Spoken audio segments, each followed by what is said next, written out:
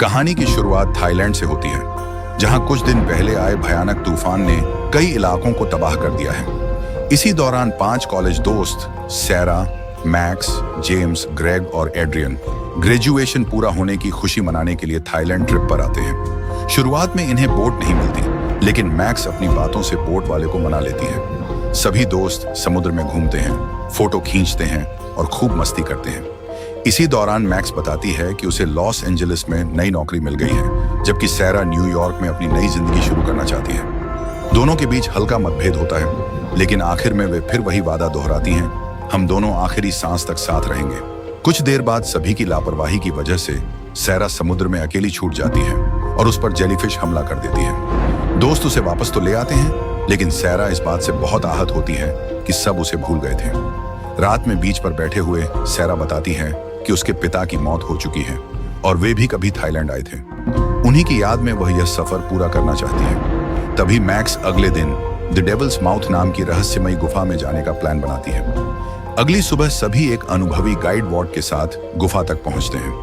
What उन्हें चेतावनी देता है कि हाल ही के तूफान के कारण गुफा का रेड रूट बेहद खतरनाक हो चुका है। वह ग्रीन रूट लेने की सलाह देता है, लेकिन मैक्स अपनी जिद पर अड़ जाती है और बाकी दोस्त भी उसी का साथ दे देते हैं। सैरा सुरक्षा के लिए रस्सी, चाकू, मेडिकल किट और लाइफ जैकेट साथ रखती है, जबकि बाकी लोग इसे जरूरी नहीं समझते।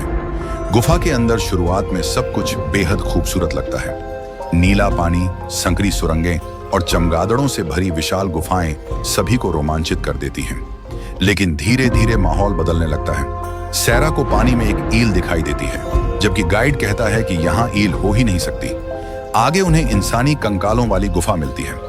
वॉट बताता है कि कई साल पहले यहाँ एक भयानक हादसा हुआ था, इसलिए इस जगह का सम्मान करना चाहिए। लेकिन ग्रेग मजाक उड़ाते हुए चट्टानों पर चढ़ जाता है और एक पत्थर तोड़ देता है। वॉट गुस्से में चेतावनी देता है कि ये चट्टानें बेहद कमजोर हैं। अगर ये टूटी तो पूरी गुफा मौत का जाल बन जाएगी।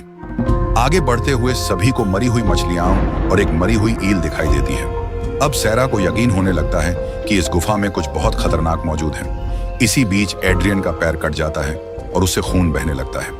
वॉट तुरंत वापस लौटने की सलाह देता है, लेकिन मैक्स फिर अपनी जिद दिखाती है और आखिरी गुफा देखने की बात कहती है। मजबूर होकर वॉट उन्हें आगे ले जाता है। उधर पानी के नीचे एक स्कूबा डाइवर तैर रहा होता है। अचानक एक विशाल बुल शार्क उस पर हमला कर देती है और कुछ ही सेकंड में उसे मार डालती है। थोड़ी देर बाद सैरा पानी में खून देखती है और सबको बताती है। वॉट नीचे जाकर देखता है तो उसे डाइवर का टूटा हुआ गॉगल और उसमें फंसा शार्क का दांत मिलता है। अब उसे समझ आ जाता है कि गुफा में बुल शार्क घुस चुकी है। सैरा सभी से वॉट की बात मानने को कहती है, लेकिन मैक्स फिर उसकी बात काट देती है। नाराज होकर वॉट अकेला ही बाहर निकलने का फैसला करता है। बाकी दोस्त अपने दम पर बाहर निकलने की कोशिश करते हैं। तभी अचानक बुल शार्क ग्रेग पर हमला कर देती है। एड्रियन उसे बचाने की कोशिश करती है, लेकिन शार्क ग्रेग को पत्थरों से टकराकर मार डालती है। एड्रियन किसी तरह बच जाती है, लेकिन ग्रेग हमेशा के लिए चला जाता है। चारों दोस्त किसी तरह एक चट्टान पर चढ़ जाते हैं। जेम्स बताता है कि बुल शार्क मीठे और खारे दोनों पानी में रह सकती है और अपने शिकार को चट्टानों से मारती है। सैरा कहती है कि उन्हें शुरुआत से ही गाइड की बात माननी चाहिए थी, लेकिन मैक्स अब भी अपनी गलती स्वीकार नहीं करती। उधर वॉट बाहर निकलने की कोशिश करता है, लेकिन बुल शार्क उसे भी मार देती है। उसकी चीख सुनकर बाकी दोस्तों को समझ आ जाता है कि अब उनकी मदद के लिए कोई नहीं आने वाला। सैरा समुद्र की ओर जाने वाले आउटलेट से निकलने की सलाह देती है, लेकिन मैक्स एड्रियन को छोड़कर भागने की बात करती है। बहस के दौरान एड्रियन पानी में गिर जाती है। पहले तो दोस्त उसे बचा लेते हैं, लेकिन अगले ही पल बुल शार्क उस पर हमला कर देती है और एड्रियन भी मारी जाती है। अब सिर्फ सैरा, मैक्स और जेम्स बचते हैं। सैरा मैप निकालती है और ओशन आउटलेट से निकलने का सुझाव देती है, लेकिन मैक्स फिर हनीकॉम्ब केव वाला रास्ता चुनती है। जेम्स पहली बार मैक्स पर गुस्सा होता है और कहता है कि उसकी जिद ने सबकी जान खतरे में डाल दी।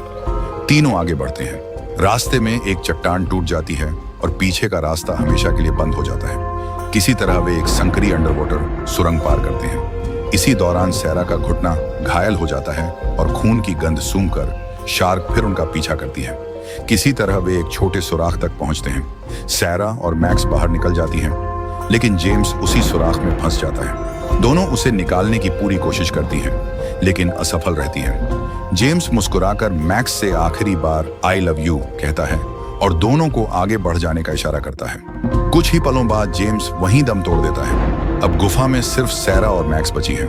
दोनों आगे बढ़ते हुए वॉट की लाश तक पहुंचती हैं। शार्क फिर हमला करती है, लेकिन सैरा वॉट की लाश उसकी तरफ धकेल देती है और दोनों बच निकलती हैं। वे फिर उसी जगह पहुंच जाती हैं जहां एड्रियन मरी थी। यहीं उन्हें ओशन आउटलेट दिखाई देता है। सैरा रास्ता देखने जाती है और समझ जाती है कि ब्लू टनल में शार्क घूम रही है। वह रुकने को कहती है, लेकिन मैक्स फिर उसकी बात नहीं मानती। उसकी जल्दबाजी से शार्क फिर हमला कर देती है। सैरा फ्लेयर जलाकर शार्क के मुंह में डाल देती है। शार्क घायल हो जाती है, लेकिन ब्लू टनल भी बंद हो जाती है। अब उनके पास सिर्फ ओशन आउटलेट का रास्ता बचता है। दोनों वहां पहुंचती हैं, लेकिन नीचे नुकीली चट्टानें होती हैं। सैरा समझदारी से रात होने का इंतजार करने का फैसला करती है ताकि समुद्र का पानी ऊपर आ जाए। रात में सैरा एक बुरा सपना देखती है कि वह मैक्स को छोड़कर भाग गई और शार्क ने मैक्स को मार दिया। नींद खुलने पर वह मैक्स से वादा करती है कि वह उसे कभी अकेला नहीं छोड़ेगी। मैक्स पहली बार अपनी सारी गलतियों के लिए माफी मांगती है और मानती है कि उसने हमेशा अपनी जिद को सबसे ऊपर रखा। सैरा उसे माफ कर देती है। अब सैरा ऊपर चढ़कर रस्सी बांधती है और मैक्स को ऊपर खींचने लगती है, लेकिन तभी बुल शार्क कई फीट ऊपर छलांग लगाकर मैक्स को अपने जबड़ों में पकड़ लेती है।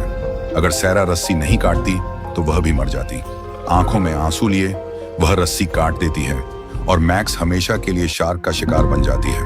अब सैरा अकेली रह जाती है। उसे वॉट की चेतावनी याद आती है कि गुफा की चट्टानें बहुत कमजोर हैं। वह अपना चाकू चट्टान में गाड़कर रस्सी से लटक जाती है और अपने खून से शार्क को अपनी तरफ आकर्षित करती है। शार्क पूरी ताकत से चट्टान से टकराती है।